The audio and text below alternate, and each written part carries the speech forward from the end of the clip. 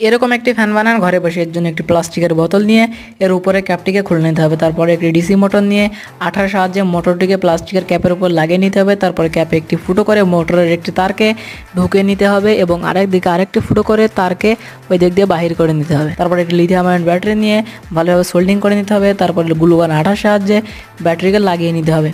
তারপরে একটি বোতল নিয়ে বোতলে ফুটো করে আর একটি তার নিয়ে সেটাকে বাহির করে নিতে হবে।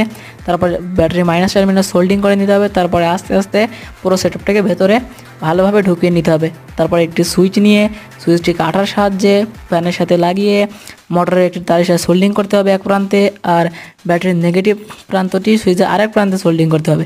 তারপরে একটি ডিসি সকেট নিয়ে ব্যাটারি মাইনাসের সাথে মাইনাস এবং প্লাসের সাথে প্লাস সোল্ডিং করে নিতে হবে। তারপরে একটি ফ্যান নিয়ে মোটরের সাথে লাগিয়ে নিতে হবে। ব্যাস তৈরি হয়ে গেল আমাদের ফ্যান। যদি আপনার ভিডিওটি ভালো লাগে তাহলে চ্যানেলটি সাবস্ক্রাইব করে একটি লাইক করে দারুণ একটি